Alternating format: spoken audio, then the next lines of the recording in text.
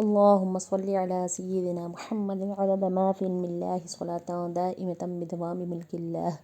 قلت حيلتي أنت وسيلتي يدركني يا رسول الله صلى الله عليه وسلم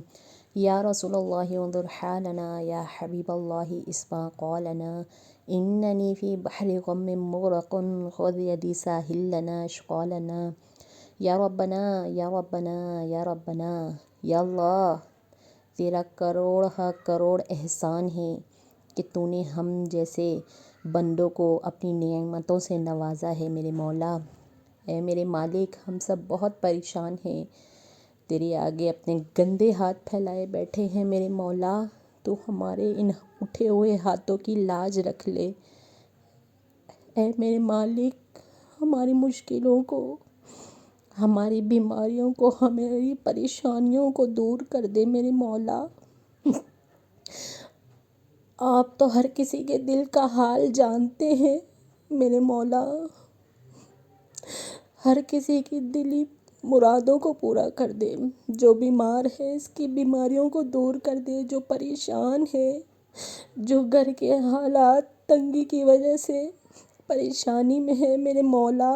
اس جمعے کے دن،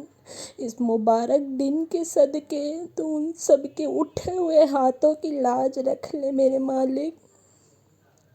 سب کی دلی خواہشوں کو پورا کر دے میرے مولا۔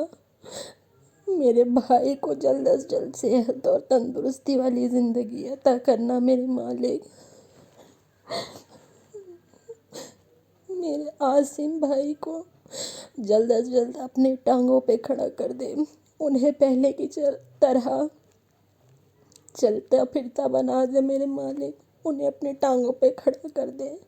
آج میں اپنے گندے ہاتھ تیرے بارگاہ میں پھیلائے بیٹھی ہوں میرے مولا، میری اس دعا کو سن لے۔ جو لوگ پریشان ہیں مولا کریم، تو سب کے دلوں کا حال جاننے والا ہے، تو بڑا رحمان ہے، تو رحیم ہے میرے مالک، تو سب کے دلوں کا حال اچھے سے جانتا ہے میرے مولا، تو سب کی دعاؤں کو قبول کرنے والا ہے میرے مالک، سب کی دعاؤں کو قبول کر لے۔ ہم سب بہت پریشان ہیں مولا، ہم سب تیرا شکر نہیں کرتے میرے مالک، تیری نعمتوں کا شکر نہیں کرتے ہم میرے مولا، ہمیں اپنے شکر کا عادی بنا دے۔ اے اللہ، میری اس ٹوٹی پھوٹی دعاؤں کو قبول کر لے۔ جو دعائیں میں نے مانگی ہیں اور جو نہ مانگ سکی، جو میرے دل میں ہے مولا، ان ساری دعاؤں کو قبول کر لے میرے مولا۔ ہم سب کو اپنے حفظ و امان میں رکھنا، ہم سب کی مشکلوں اور پریشانیوں کو دور کرنا، آمین آمین۔